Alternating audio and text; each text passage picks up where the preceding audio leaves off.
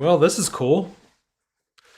So, just trying out some live. It's been a while. It's been a while since we went live. So, thought I'd just do that. Just finished. Just kind of give you guys an update. Donnie with TechWinner, helping you make winning decisions when it comes to your tech. Greetings and good day. Hope everybody's having a happy Wednesday. Um, Thoughts and prayers to everybody in Ukraine right now. Um, Goodness, just the stuff that's going on. Absolute mess. We need peace.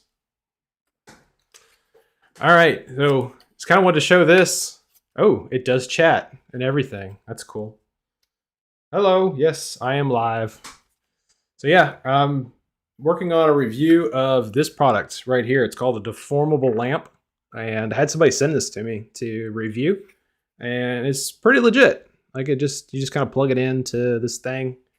Just like you would a traditional light bulb. I mean, basically same everything. It just is this big old bright six-sided, not spider, but actually an insect. So that's pretty cool. That's not too shabby. So also just trying for those who might be interested in the setup here. This is OBS is the name of the setup, the app that's actually I'm using to stream to YouTube. It's pretty legit. I'm pretty happy with it. And this is just my Blue Yeti microphone I've got here that's tied into it. I've got a Logitech camera that I'm running the live stream off of, and a little ring light up here above my monitor display. So how's everybody's Wednesday? Hope everybody's safe. Hope everybody's doing well. Video I did last week, over the weekend, about the CarPlay. So the guy I was working with who sold me that software, which by the way is working phenomenally, 2015 Nissan Murano Platinum, which did not come with CarPlay or Android Auto. Team Apple. I drink the Apple Kool-Aid. Did not come with CarPlay out of the gate. So, just a software update. Throw in an SD card, like a 20 gig package on it, and it kicked off itself, did its install. Process was really, really simple. Easy peasy, lemon squeezy, as some of my fans would love to hear me say, because that's one I'm trying to do less of. But anyways, where I was going with that, the gentleman that I was working with, he lives in Estonia. So one of the former Eastern Bloc Soviet countries, which is free and is a part of NATO, as a matter of fact. So messaged him. I sent him the YouTube link to the video, and he went and checked it out and thanked me. And, just kind of springed into just a short conversation, wishing him and his loved ones well, just for safety for that entire side of the world right now. So, I mean, guys, I know it's a tech channel, but there's a lot of world events that are going on, and in interesting ways, how technology is really at the forefront, social media at the forefront of helping tell the story of the injustices that are happening right now in Ukraine. And even, I mean, guys, I'm certainly a fan of Elon Musk, and over the weekend, some of the things he did to try to ensure that they keep internet connectivity and that side of the world, with ensuring that they had the Starlink coverage over top of Ukraine, and then sending truckloads of Starlink receivers to the country so that they can stay connected and, God willing, continue to tell their story. So certainly a mess, but one where technology is helping get the word out about what's going on. So, yeah. And then there was, there's the space nerd in me, which I haven't really talked about on this channel, but the space nerd in me, you've got the International Space Station, which is known as ISS, which, you know, orbits above the Earth, you know, circles it every like 90 minutes, which is crazy because it's day and night twice for them every 90 minutes, basically. Um, I should do a video talking about ISS and how you can spot it.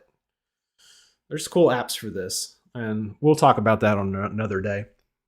But one of the it's international, obviously.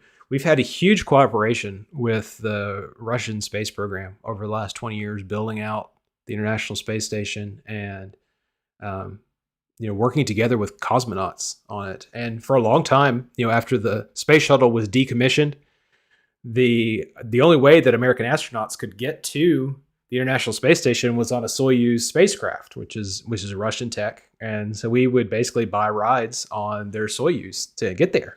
Now that's changed in the last couple of years now. SpaceX has the new Dragon capsule, so we are now again sending Americans to the International Space Station on excuse me, on an American ship. When you're doing this live, sometimes you have to pause and take a drink. But one of the responsibilities that the Russian space program continues to maintain is ensuring that the International Space Station keeps a certain altitude. So just what happens anytime you've got something that's circling the Earth, it's eventually gravity takes over and then starts falling back towards the Earth.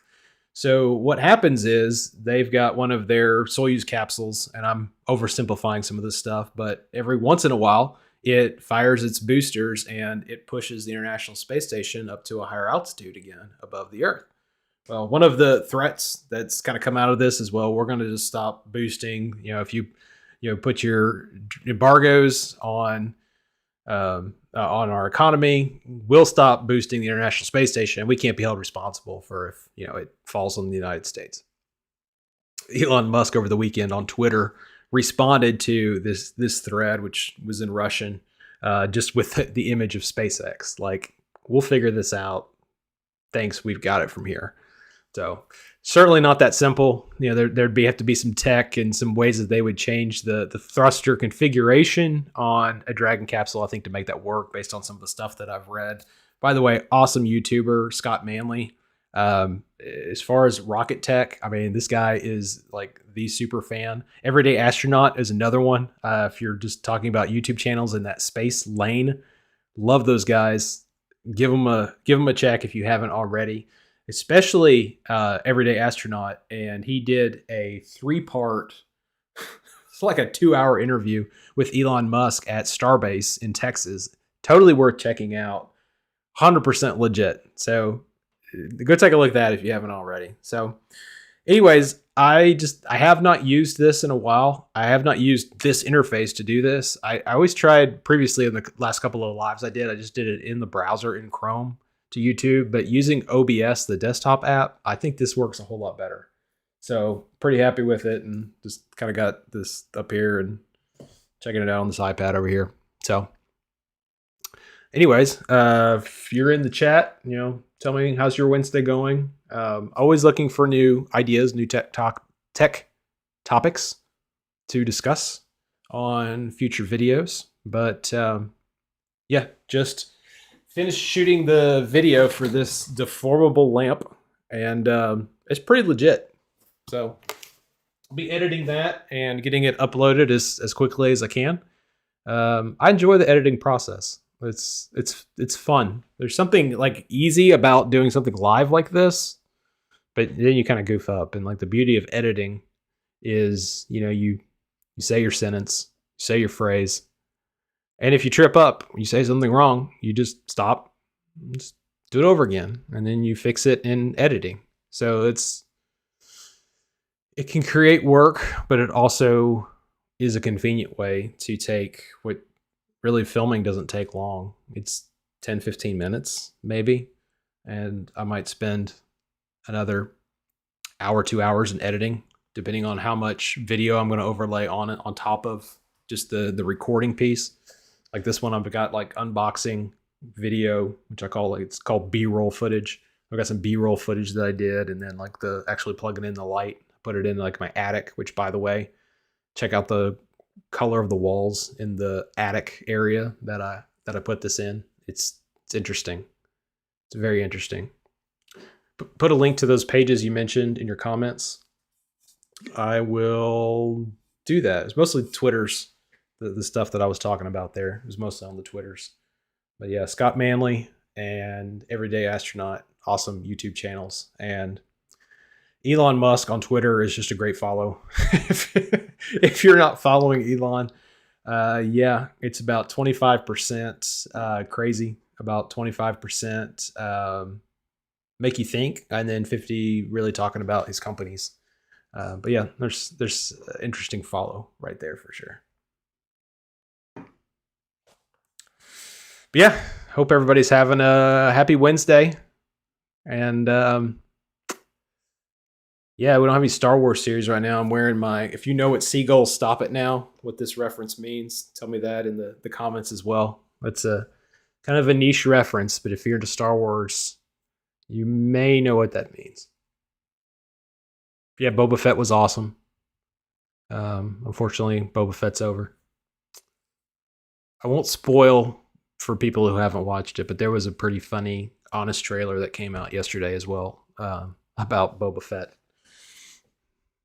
Don't watch it. Don't watch the honest trailer if you haven't watched the series. And by the way, if you're into Mandalorian and you think you can skip Boba Fett, you are wrong. Do not skip Boba Fett. Totally worth your time.